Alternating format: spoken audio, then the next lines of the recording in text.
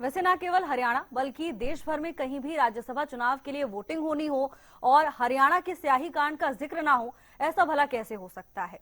देश भर में हरियाणा में हुए स्याही कांड के चर्चे आज भी हैं और अब जब 2026 में एक बार फिर हरियाणा में राज्यसभा सीटों पर चुनाव होने जा रहा है तो ये चर्चा फिर से तेज हो गई है कि क्या जो जख्म कांग्रेस को 2016 में मिला, 2022 में जो जख्म कुरेदा गया, क्या वो एक बार फिर से नासूर बन के फूटेगा। क्या एक बार फिर से इतिहास खुद को दोहराएगा या कुछ और होने वाला है, इस रिपोर्ट में देखिए।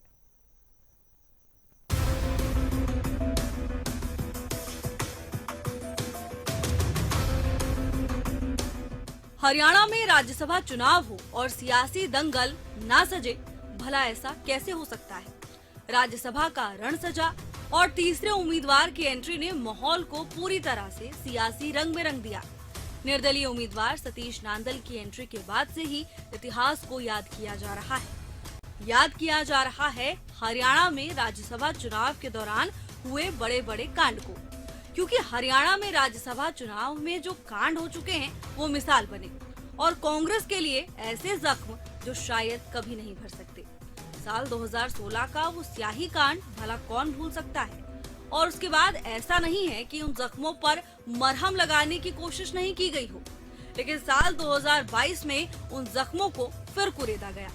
फिर कांग्रेस उम्मीदवार की हार हुई, कांग्रेस के अपने अपने नहीं रहे और अब एक बार फिर ऐसा होने की पूरी संभावनाएं हैं, क्योंकि स्थिति वैसी ही नजर आ रही है और सियासी समीकरण बनते बिगड़ते देर नहीं लगती। कांग्रेस ने भले ही पूरे इंतजाम किए हों, लेकिन संभावनाएं अभी भी बनी हुई हैं। कांग्रेस की तैयारियों, गुटबाजी और धोखेबाजी पर बात करें उससे पहले स्याही कांड को समझ लेते हैं। साल 2016 में इनेलो कांग्रेस उम्मीदवार के साथ हुआ था खेल।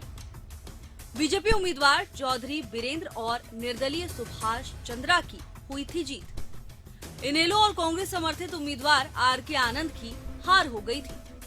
कांग्रेस विधायकों के 14 वोट स्याही कांड के कारण अवैध हो गए थे। एक इनेलो विधायक पर भी सुभाष चंद्रा के पक्ष में वोट करने का आरोप लगा था। साल 2022 में कुछ इसी तरह सियासी समीकरण बिगड़े। कांग्रेस के पास पूरे नंबर थे, लेकिन जीत निर्दलीय उम्मीदवार की हुई। साल 2022 में जो हुआ, इस बारे में आप भी जान लीजिए। साल 2022 के चुनाव में कांग्रेस उम्मीदवार को हार मिली। बीजेपी के कृष्णलाल पंवार और निर्दलीय उम्मीदवार कार्तिकेय शर्मा जीते। कांग्रेस उम्मीदवार अजय माकन के साथ हो गया था खेल। कांग्रेस के पास पूरे 31 विधायक थे। क्रॉस और अवैध वोट के कारण हार मिली। अब एक बार फिर वही 31 नंबर का गेम सामने है, लेकिन गेम किसके साथ होगा अभी कुछ नहीं कह सकते।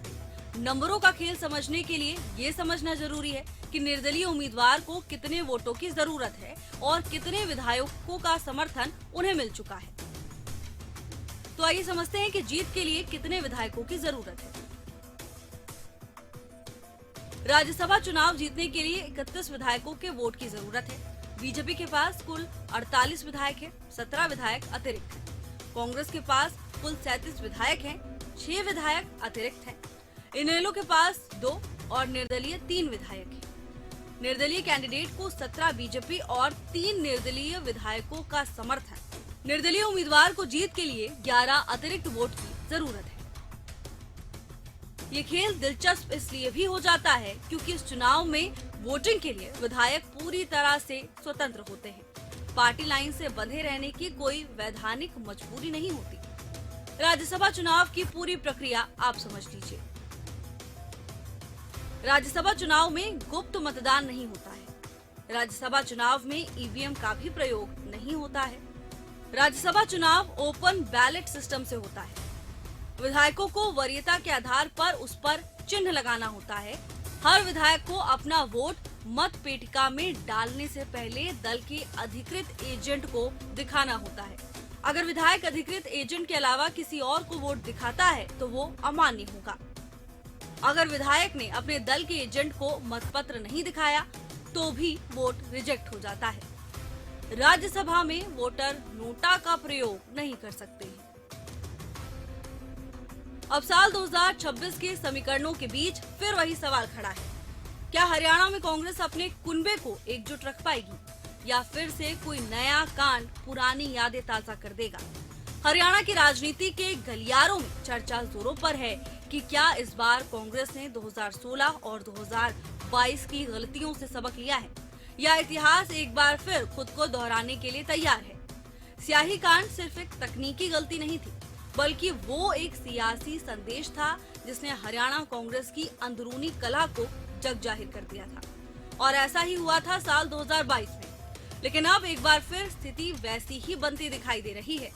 अब देखना दिलचस्प होगा कि क्या इस चुनाव में कांग्रेस के स्याही कांड के जख्म का नासूर बनकर फिर फूटेगा या इस बार कांग्रेस उम्मीदवार राज्यसभा तक पहुंच पाएंगे। Bureau report, Haryana news.